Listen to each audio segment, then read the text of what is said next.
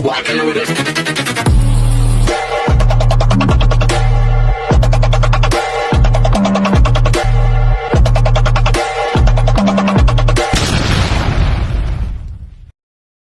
Hi everyone! Good evening! I'm back! It's your Mama Sam dito sa Sam Sam TV. Kamusta naman kayo mga amigo, amiga, kumare at kumpare? Sana lahat kayo ay okay at safe ngayong gabi. Syempre kung ako naman ang tatanungin nyo, kita naman ninyo, fresh overload pa rin ang beauty ng Mama Sam ninyo. Medyo nasisilaw lang ako sa ilaw pero ang ganda ng ilaw. So gusto ko yung pailaw ng ano ba to? Nung parang bending. So yon. So ang liwanag ng ilaw niya. So para akong may ring light, di ba? So ang ganda lang. Ito mineral water. Charot. Kasi yung mga tao dito ayaw nila uminom ng basta-basta tubig lang. Kailangan mineral. Ganon. Anyway, so magandang gabi. So sana lahat kayo ay okay na okay. Ako naman ay okay din naman. Alam nyo guys, may kukwento ako. Nung isang araw, maaga ako nagising. Tapos nag-exercise ako. Kaya lang, yung papunta ako dyan sa gym sa taas, naglalakad ako. May nakita kong ahas doon sa may doon sa may mismong pintuan. Pagtingin ko, sabi ko may ahas, nakakaloka. Pero, mahaba siya para siyang sawa. Kaya lang, in-ignore ko na. Kasi, hindi ko alam kung dediretso ba ako o babalik ako. Basta nandoon siya nakapulupot, nakahiga na, basta yung pag ganun siya doon. Tapos maya so lumabas na ako, in-ignore ko. Kasi malayo, hindi naman niya siguro ako tutuklakin pag dumaan ako doon. Tapos so naglakad ako dyan, kaya lang sabi ko, dilim. Gusto ko umakyat sa gym, kaya natatakot ako kasi walang ilaw. Tapos sabi ko, tinanong ko yung guard, sabi ko, pwede ba mag-exercise? Kasi it's 5 a.m. Tapos ganito pa kadilim, ang dilim, walang tao. Tapos sabi nung guard, okay daw. So pag-check ko, sabi ko, kamusta? Sasabihin ko sana sa guard, may ahas doon. Tapos pagtingin ko yung ahas, lumabas na siya sa pinto. Hindi ko nga alam kung paano siya nakalabas Tapos yon, gumapang na siya siguro dyan sa may garden. Tapos ewan ko kung nasan na siya. So, in-ignore ko na, nag-exercise na ako sa taas. So, di ba, bongga. So, yon, naloka ako, nagulat ako ng bonggang-bongga. Katakot kaya. Ayun. Pero okay naman. Takot ba kayo sa ahas? Ako takot, kaya lang kasi minsan ignorin nyo lang sila, hindi naman kailangan patayin Kasi kung hindi naman sila sabi nga ng co-teacher ko, kapag natuka ka niya, lalagnatin ka lang. Ganon. Hindi ka pa daw mamamatay. Pero ngayon, napapatingin-tingin na ako. Kasi nandito ako ngayon sa baba, sa may malapit sa pool. So napapatingin-tingin ako, baka mamaya may ahas, nakakaloka. So yun, so ayun nga. So kamusta naman kayo? Ako okay naman, thanks God, it's Thursday. So syempre excited tayo bukas. So nag-decide na ako na hindi ako papasok bukas kasi chinek ko yung area ng pupuntahan ko, medyo malayo. Kaya sabi ko, okay lang, hindi na lang ako hindi na lang ako tawag dito. Parang feeling ko mas maganda na hindi na lang ako pumasok para hindi tayo mangarag. Kasi pag pumasok tayo, mangangarag tayo Kasi pagod, di ba? Anyway, so yon. So ang pag-uusapan nga pala natin ngayon ay chika natin yung about sa Indonesia. Kasi kiniklaim nila na powerhouse na sila. Kasi nga nanalo sila ng supranational. Ang sabi ko naman, pwede naman, bakit naman hindi? Di ko yun yung nafe-feel nila. Di feel nila yung pagiging powerhouse lang. Wala namang dong problema, di ba? So, ang Indonesia, talagang hirap sila kumuha ng corona kasi yung mga kandidata nila, hindi naman lahat kagandahan. Hindi ba katulad sa atin kapag nahaluan tayo kasi ng foreigner blood, lalo tayong gumaganda. Pero kapag pure Pilipina naman, maganda pa rin talaga ang Pilipina. Kumbaga kasi ang Indonesian kasi medyo matapang yung mukha nila. Kaya ayun yung ganda nila, mahirap talagang patunayan. Charot. So mahirap talaga kasi hindi nga sila ganong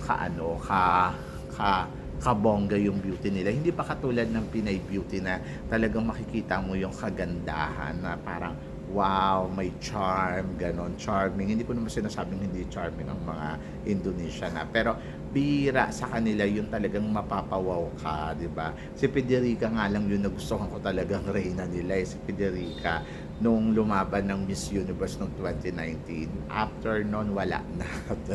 Lahat na parang yung beauty nila medyo matapang. Kahit yung mga pinapadala nila sa Miss Grand, medyo talagang matapang yung beauty nila. Pero kung kapayatan ng pag-uusapan, I think mas payat sila kaysa sa Pinay, ganon.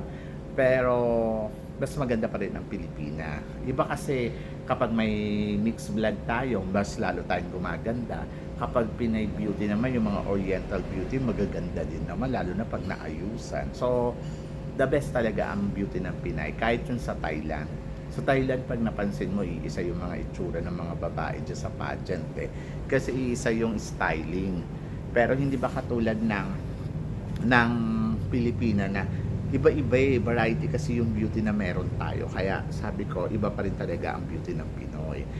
But eto na nga, so sabing gano'n, talaga daw ngayon ang Puteri Indonesia tina-target nila is mag-grand slam yung mga beauty queen nila.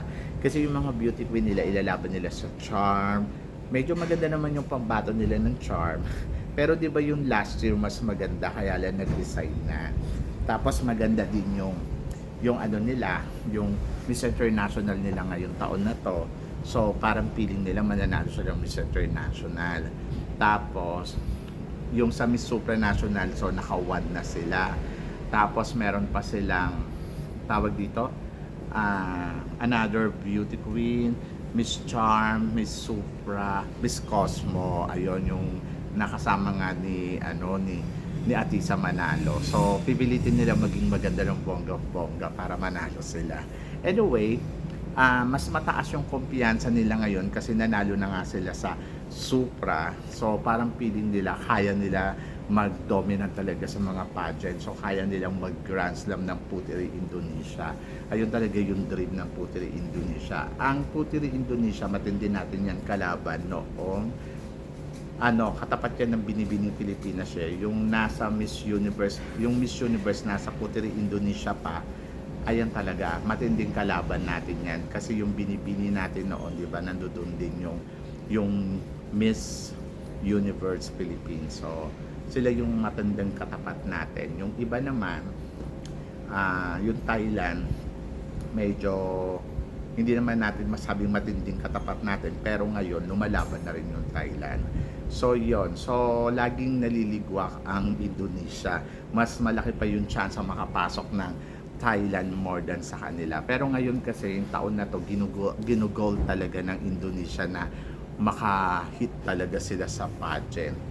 So meron silang ilan ba? Miss Aura, nag-Miss Aura na din sila, di ba? Kasi ang Indonesia nanalo yata ng Miss Aura, isa. Tapos yung sa Miss Grand, isa na din. Tapos meron silang international, yung after ni Kyla Versosa, sila yung pinutungan ni Kyla. So tatlo. Tapos ngayon supranational, Miss Face of Humanity din. So meron silang 5 kung di ako nagkakamali. Aura, International, Grand, tapos Supra. May isa pa silang napanalunan eh. Parang feeling ko nanalo pa sila ng isa pang pageant. Tapos Face of Humanity. Ayun, so 5 corona na siguro sila. So, sabi nila powerhouse na daw sila. Ayun yung nababasa ko dun sa ano. Anyway, so kung ako para sa akin, hindi naman natin kailangan makipagtalo sa kanila. Diyos ko naman, ilang ba ang corona na nakuha na natin overall sa lahat ng pageant, di ba? So, milya-milya na. Sila 5. Oh, di ba? Ano pa ba ang aanuhin natin? Di dead ma, di ba? Kasi wala naman tayong kailangan na pagtalunan dyan eh. Kasi Philippines, alam na ninyo, di ba? Ako ano ang meron sa Pilipinas at hindi na natin kailangan pang makipagdebate dyan. At kung gusto nila na makoronahan sila ng bonggang-bongga, di galingan lang nila, di ba? So ayun nga daw, yung Puteri Indonesia, i-Grand Slam daw nila to. Di Grand Slam nila ng bonggang-bongga. So tingnan natin kung makaka-Grand Slam nga ang Indonesia ngayong taon na to. Eto, kung sila mananalo din. Kasi mag-Grand Slam sila kung halimbawa, sa Puteri Indonesia kasi merong 4 na corona. So, supranational, Miss Charm, Cosmo, and international. So, yung 4, lalaban yan ngayong taon na to. So, meron na silang, naka-run 1 na sila sa Supra. And so, hanggang doon na lang yun. Charot. So, yun. Anyway, good luck sa Indonesia. So, syempre, happy tayo kung ano man yung kahinat na ng pageant nila at wag natin ipagdamot kung ano man yung pangarap nila na maka-Grand Slam, di ba? So, let be, sabi ng ganon. Hayaan mo lang sila para ma-enjoy naman nila. Libre naman ang pangarap, di ba? So, malay mo yung pangarap nila ay magkatotoo at ma-hit nila kung ano yung gusto nila sa buhay. So, go Indonesia, we did it. O, di ba? Sabi ng ganon nila. You did it, Indonesia. And then, try your best na mag-Grand Slam ninyo yan ng bongga-bongga. Diba? So yun, nakakaloka lang. Naloloka ako pag sinasabi nila powerhouse na sila. So ako para sa akin, it's okay. Go, enjoy, di ba? So yun, kayo guys, ano guys ang tingin ninyo? Tingin ninyo makaka-Grand Slam nga ba ang Indonesia ngayong taon na to? Dito sa mundo ng pageantry, tingin niyo sila din ba mananalo sa Miss International, sa Miss Charm, at saka sa Miss Cosmo? Ako para sa akin, wala namang imposible. But medyo mahirap to. But go lang, ganon. Enjoy lang ninyo and get luck lang. Kaya ninyo yan. So, yon. So, guys, ano guys ang masasabi ninyo? I-comment below ninyo yan para at least malaman ko naman kung ano naman ang chika mo dito sa pinag-uusapan natin. So, yun guys. Guys, maraming salamat. Siyempre, sa mga hindi pa nakaka-subscribe dyan, please don't forget to click like and subscribe my channel at i-click na rin po ninyo ang notification bell para lagi kayong updated syempre sa aking mga chika. Sabi ng ganon, always keep smiling and always think positive. Laban lang. Magtiwala lang tayo sa itaas. Kaya guys, hanggang dito na lang. Hanggang sa muli nating chikahan. Paalam. Thank you guys.